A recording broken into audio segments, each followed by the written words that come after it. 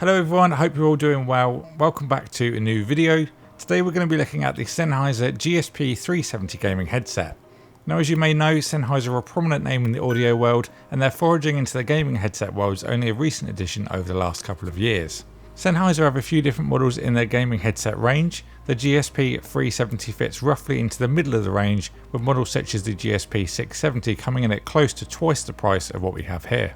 Let's run over some of the features included on the 370, then we'll get inside the box. So the 370 offers support for PC with EQable software, Mac and PlayStation 4, a stated battery life of a whopping 100 hours, a noise cancelling microphone, 20 to 20 kHz of dynamic range, and a lag-free wireless experience. On paper it's looking good, now let's get inside the box. Now there's no real unboxing experience with these, just a vacuum form package that houses the headphones, USB adapter, 1.5 meter charging cable and an instruction manual. So let's get straight onto the headphones, and Sennheiser have gone for a simple black and silver theme with the 370s, which personally I think is a good idea. A lot of gaming headsets come with a blue or red theme and not everyone likes that, so I think this colour scheme is a good neutral choice. Now, as you can tell, the microphone's a prominent part of the headset in physical appearance, but being it's from Sennheiser, you'll expect this microphone to be of really good quality. So before we talk about it, let's give you an actual sound sample so you can hear some raw audio to get real representation. Okay, so this is a quick test of the microphone on the GSP 370.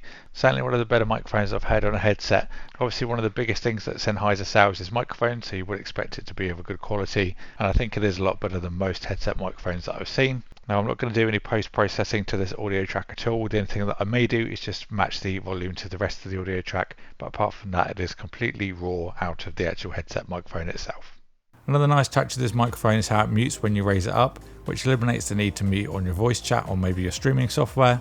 Now, alongside that motion and the flex on the rubber section of the microphone enables you to get a nice positioning to your mouth.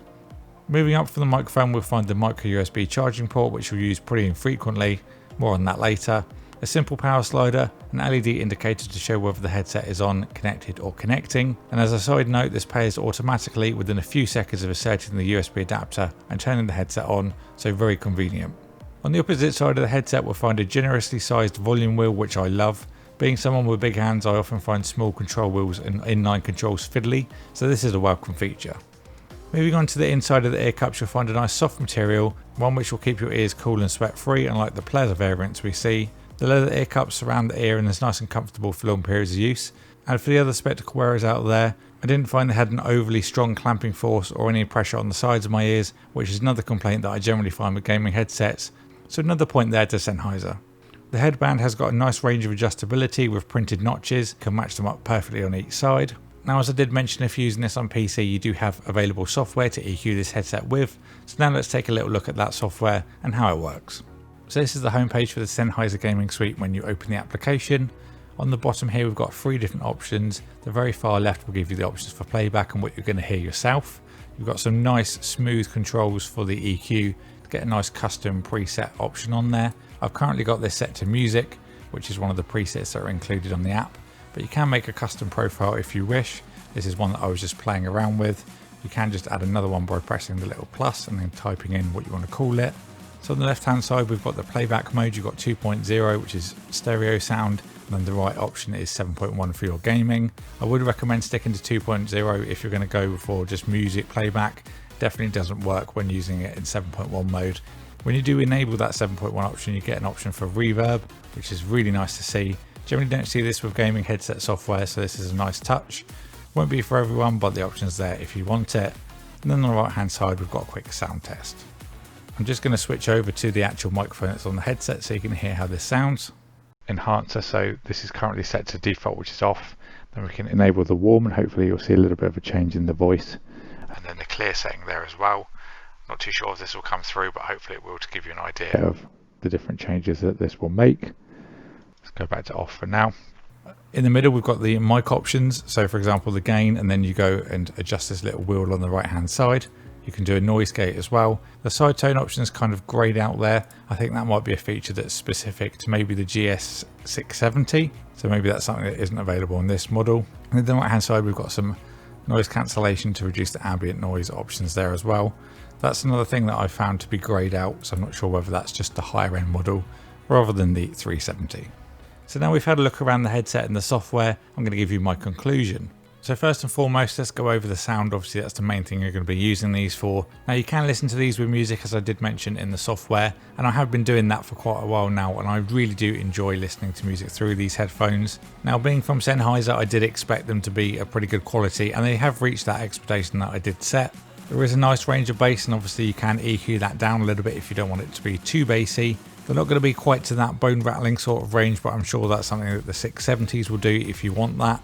But it is a nice deep rich bass, and there's no distortion when you do get into the higher end of volume. Mids and highs are good, you do get a nice clarity with the high end, things seem nice and crystal clear. Of course you can add some high end in with the software, which is a really nice touch. Some headsets don't come with any EQ software, which is a big downside and something that kind of disappoints me when I do get into the software. It is a nice touch to see that Sennheiser have included EQ software, even if it is very basic. Now considering it is a gaming headset, you do get a nice little bit of soundstage there as well. You can pick off individual instruments when you are listening to music tracks. Now moving on to 7.1 and the gaming aspect, one thing I will say is this is a virtual 7.1, not a physical 7.1, so there are a few limitations there. Now the quick side note for anyone that's planning to use this with the PS4, you won't be able to get that virtual 7.1 on the PlayStation, because this is using the software to enable that virtual surround if you can't download it, so that is going to stay with a stereo sound if you use it on PS4. Now going through any kind of genre of game where you've got the EQ, you do get a good sounding performance no matter what you play. For example, Battlefield sounds great with that low bass boom from explosions. You get a nice low punch from the gun sounds. Vehicles and tanks and things all sound fantastic as well. Anyone that enjoys heavy dialogue gaming will also find these to be very appealing, as they have got a nice high clarity and vocals come through very nice and prominent. And considering it's a virtual 7.1, it does do a very good job. You can hear your partners and enemies from different locations without having to turn around, which is good. Now considering this is a virtual 7.1, it does perform very well and you do get a very authentic experience. Now to go along with all that sound quality, one of the things I've really enjoyed is the wireless freedom this offers, but you will get a quality wireless experience with no latency. Now the 100-hour stated battery life is an extreme amount of battery for any gaming headset, certainly the best claimed battery that I've ever seen on a gaming headset, and realistically you can expect around 85 hours. Every battery is different and they're not all going to hit that, and I'd always take a little bit off to make sure you're not disappointed. But even with 85 hours, personally for me, that's charging once a month for 2 or 3 hours use a day, which is just incredible.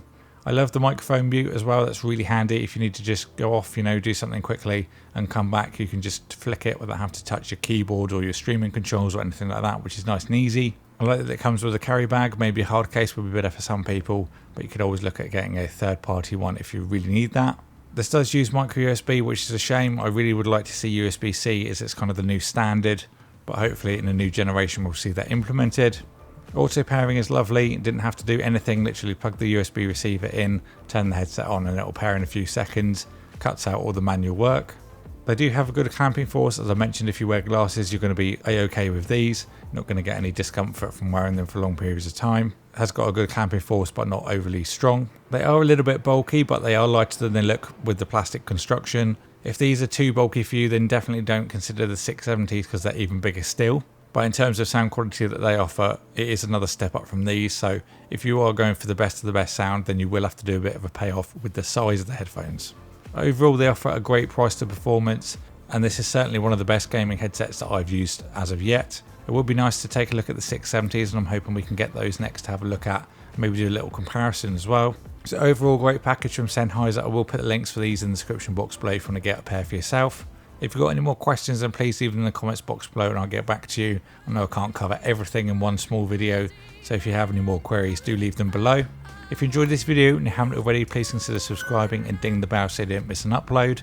Follow my social media down below. A big thank you to Sennheiser for sending these out for me to review. Thank you all for watching, and I'll see you all in the next one.